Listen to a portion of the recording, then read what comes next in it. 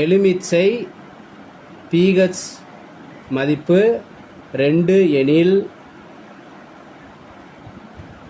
அதன் ஹைட்ரஜன் அயனி செறிவு என்ன அப்படின்னு கேட்டிருக்காங்க.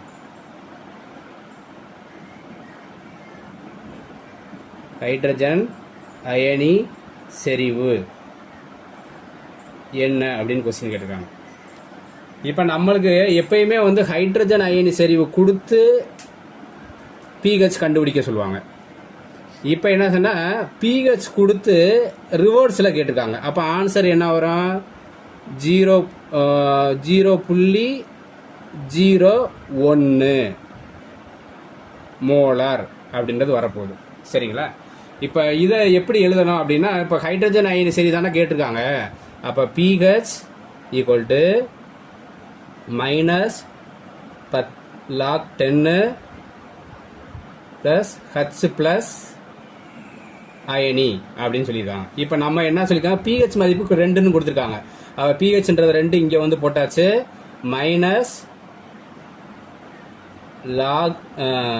-log10 H + அயான் அப்படின்னு சொல்றாங்க.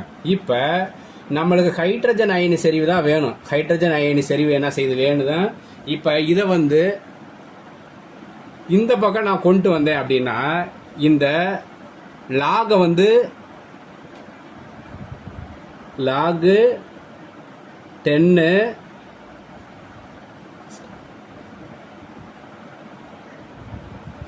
சரி. இப்போ நான் சொன்னது வந்து பார்த்தீங்கன்னா இப்போ இது வரைக்கும் உங்க இதை விட்டுருங்க. இப்போ நான் ஏன்னா ஒரு சின்ன இது பண்ணிருக்கேன். இப்போ வந்து எப்படி எழுதிருக்கேன்னா 2 = -log H + அயான் அப்படின்னு தான் நம்மளுக்கு வந்து இருக்கு. இப்போ நம்மளுக்கு என்னன்னா எனக்கு ஹைட்ரஜன் அயனி வேணும். அப்போ H + இங்கே வச்சிருக்கேன். இந்த log10ன்றது இந்த பக்கம் வந்து நம்மளுக்கு போகும்போது என்ன ஆகுது அப்படின்னா 10⁻⁻2ன்னு மாறிடுங்க. அவ்வளோதாங்க. இதை வந்து இந்த பக்கம் போகும்போது லாக் கேன்சல் ஆயிடுது. இந்த 10 வந்து என்னது இங்கே வந்து இந்த மைனஸ் வந்து அடுக்கு 2ஆ போயிடும். அவ்வளோதான். இப்போ 10⁻⁻2ன்றதை நம்ம எப்படி எழுதலாம்? 0.01 அப்படின்னு என்ன செய்யலாம் எழுதலாம். அப்போ ஹைட்ரஜன் அயனி எவ்வளோன்னா 0.01. இது என்ன செய்யணும்? அயனி செறிவுனா என்ன போடணும்?